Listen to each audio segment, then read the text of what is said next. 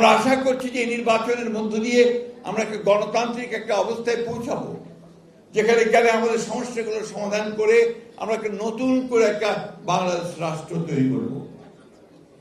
কাজও হয়েছে অনেক, আমরাও কাজ করেছি। আমরা যখন আন্দোলন করছিলাম তখনই আমরা এই রাষ্ট্র সংস্কারের রূপরেখা দিয়েছিলাম। প্রথমে ম্যাডাম দিয়েছিলেন 2016 সালে ভিশন 2030, এরপরে আমাদের নেতা অন্যান্য দলগুলোর সঙ্গে আলাপ করে 31 দফা দিয়েছেন, তাই না? ভুলে গেছেন নাকি আপনারা? 31 দফা কি ছিল, কি আছে?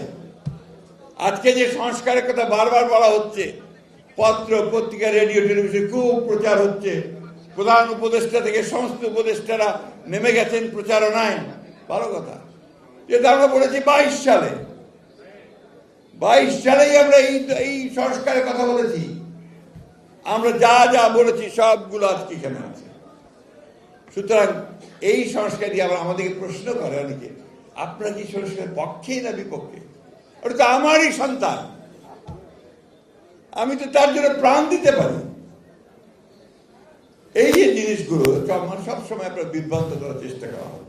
আমাকে কেউ জিজ্ঞেস করলে বলারে আমি সোজাসুজি বলি মাই চাই।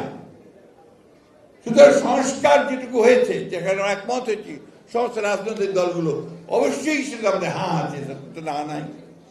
কিন্তু তোমরা কারসাজি করেছো, তোমরা কিছুটা বেইমানি করেছো। আমার বলতে কোনো দ্বিধা নেই। যেগুলো আমরা একমত হই নাই সেগুলো ঢুকিয়ে দিয়েছ। তারপরে আমরা কিন্তু মেনে নিয়েছি যে ঠিক আছে, দেশের বৃহত্তর স্বার্থে, জনগণের বৃহত্তর স্বার্থে আমাদের কাছে যেটা গ্রহণযোগ্য নয় সেটাও আমরা মেনে নিয়েছি। ঠিক আছে, পরে পার্লামেন্টে কি দেখা যাবে। আমি যে কথাটা বলতে চাই যে আজকে একটা অর্কেস্ট্রেট একটা প্রচারণা, পরিকল্পিতভাবে একটা প্রচারণা হচ্ছে বিএনপির বিরুদ্ধে। কারণ বিএনপিতে আমাদের সবচেয়ে বড় শত্রু। কারণ নির্বাচন হলে বিএনপি ল্যান্ডস্লাইড ভিক্টরি পাবে, পাবে কিনা? কি আসতে কেন জোর নাই গলায়? তো এই ল্যান্ডস্লাইড ভিক্টরি বিএনপি পাবে, সেই কারণেই শুরু হয়েছে। আর সবচেয়ে বেশি দুষ্টামিগুলো কারা করছে? যারা অতীতে বাংলাদেশকে স্বীকার করে না, যারা বাংলাদেশের স্বাধীনতাতে বিশ্বাসী করে না, এবং ওই সময় যে আপনাদের বললেন যে কত মানুষ মেরেছে, আমাদের মা বোনদের কতজনের সম্ভ্রমহানি করেছে, কতজনকে পাকিস্তান হানাদার বাহিনীর হাতে আমাদের মা বোনদের তুলে দিয়েছে, সেই হিসাব আমরা ভুলি নাই।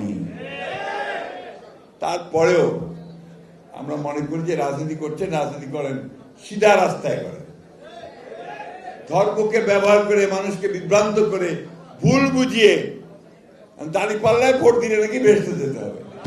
হায় হায়, চিন্তা করেন।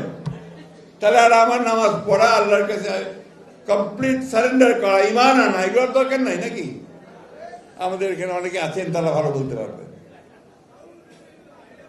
বন্ধুগণ, এরা হচ্ছে এই মুনাফিকি করে, এদের এই মানুষকে ভুল বোঝায়, ভ্রান্তি বোঝায় দিয়ে তারা এই সমস্ত করে বরাবর। আজকে না, পাকিস্তান আন্দোলন যখন হয়, ভারতবর্ষ যখন স্বাধীন হচ্ছে, যখন জিন্নারা লড়াই করছেন মুসলমানদের আবাসস্থল পাকিস্তানের জন্য, তখন তাদের নেতা মৌলানা মওদুদি পাকিস্তান আন্দোলনে করেননি, বিরোধিতা করেছেন। আমি কথাগুলো বলতাম না, আজকে বলতে বাধ্য হচ্ছি, কারণ তারা এই কথাগুলো আজকে ভিন্নভাবে বিএনপিকে মিথ্যা প্রচার করে। বাংলাদেশ স্বাধীনতা যুদ্ধ করেছে প্রতিটি মানুষ, তখন তারা বিরোধিতা করেছে, ঠিক না? আজকে যখন বাংলাদেশের মানুষ উন্মুখ হয়ে আছে যে বাংলাদেশি জাতীয়তাবাদী রাজনীতি, তারেক রহমানের নতুন রাজনীতি, আধুনিক রাজনীতি যা বাংলাদেশকে পাল্টে দেবে, তা গ্রহণ করবার জন্য উন্মুখ হয়ে আছে, তখন তারা আবার সেটাকে বিভ্রান্ত করার চেষ্টা করছে ধর্মের নাম। আমাদের কথা খুব পরিষ্কার, আমরা ধর্মে বিশ্বাস করি। আমাদের নেতা জনাব প্রেসিডেন্ট জিয়াউর রহমান সাহেব, তিনি প্রথম কোরআন শরীফে কথা বলেছেন সংবিধানে। তিনি প্রথম সংবিধানের মধ্যে বিসমিল্লাহির রহমানির রহিম দিয়েছেন। তিনি প্রথম আল্লাহর উপরে অবিচল আস্থা বিশ্বাসের কথা বলেছেন, ঠিক না? এবং আমরা সব সময় সেইভাবে এই দেশে কাজ করেছি।